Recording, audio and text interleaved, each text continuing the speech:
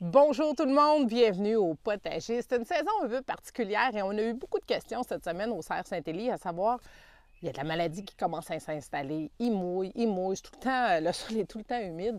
C'est vrai que ça a un impact direct sur la santé de nos plantes au potager. Puis, une des pires choses qui peut arriver dans un potager, c'est vraiment la maladie.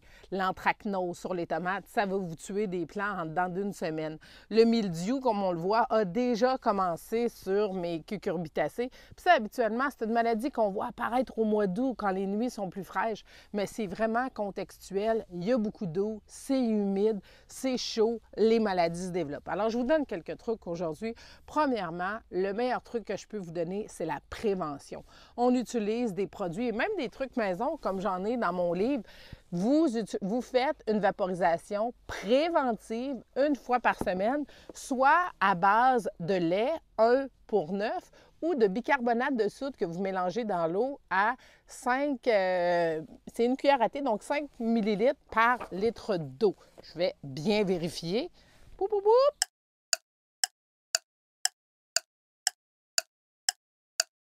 C'est 5 grammes.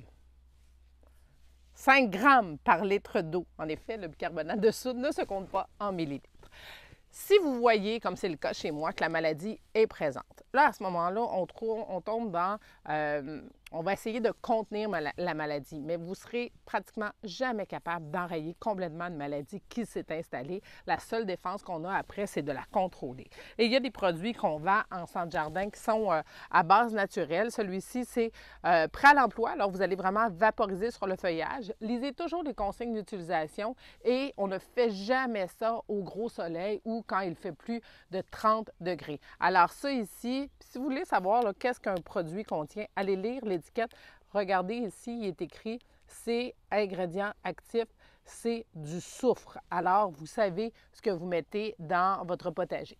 Lui, il est prêt à l'emploi. Il existe aussi en poudre, comme ça, qui s'appelle le Bordeaux, qui est également à base de soufre. Alors, même chose, vous allez lire soufre cuivre, pardon, principe actif cuivre. Alors, vous pouvez aller lire qu'est-ce qui se trouve dans vos produits. Et ça, c'est aussi un produit, un fongicide de jardin, mais lui qui est en concentré. Alors, vous le diluez simplement dans l'eau et vous le vaporisez. Fait qu'il y a des trucs comme ça qui se vendent en magasin qui vont vous aider à contenir la maladie. L'autre chose qui arrive en quantité industrielle cette année, c'est les limaces. Encore là, des étés pluvieux, des étés chauds favorisent la présence de limaces. Alors, il y en a.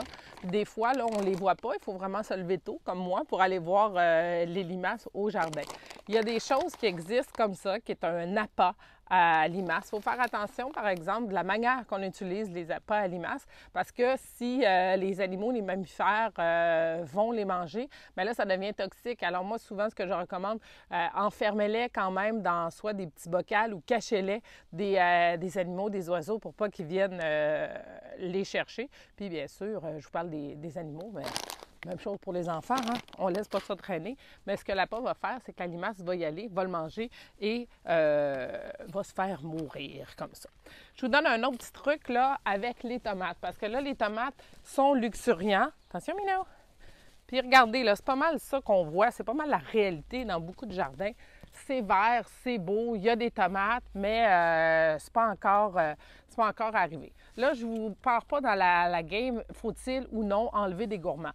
Moi, ce que je vous recommande cet été, parce que c'est super pluvieux, c'est d'éliminer du feuillage autour des tomates. Pourquoi? Parce que plus il y a de feuillage, plus l'humidité va rester et là, la maladie va s'installer. Alors, on va enlever des feuilles pour permettre à l'air de se faire une place autour de nos tomates.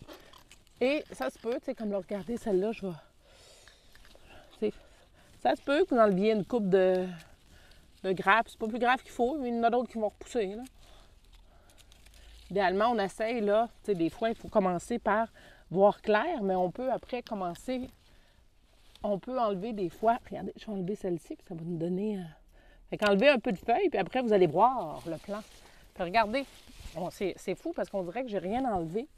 Et pourtant, on a enlevé des grosses feuilles. Alors, enlever comme ça des feuilles, des tiges pour aider l'air à circuler autour de vos plants pour éviter la présence de maladies. Et je ne sais pas si on le voit à l'écran, ça, vous ne pouvez pas le faire si ce n'est pas déjà fait, mais peut-être à retenir pour l'été prochain. Je ne sais pas si vous voyez que mes plants sont légèrement surélevés. Moi, je cultive en buton. Est-ce qu'on le voit un peu à l'écran? Oui. Moi, je cultive en buton. Alors, ce que ça fait, c'est que ça donne une petite chance à nos plants. L'eau, quand elle arrive à ruisselle, elle s'en va dans les allées plutôt que de stagner au niveau de la racine de nos plants. Alors ça, c'est des petits trucs que je vous donne pour prévenir les maladies, mais vraiment soyez vigilants parce que c'est un été qui va nous apporter beaucoup de maladies. Et dans ma boule de cristal, malheureusement, il y a des gens qui vont perdre leur plants après beaucoup d'efforts au mois d'août. Alors soyez vigilants.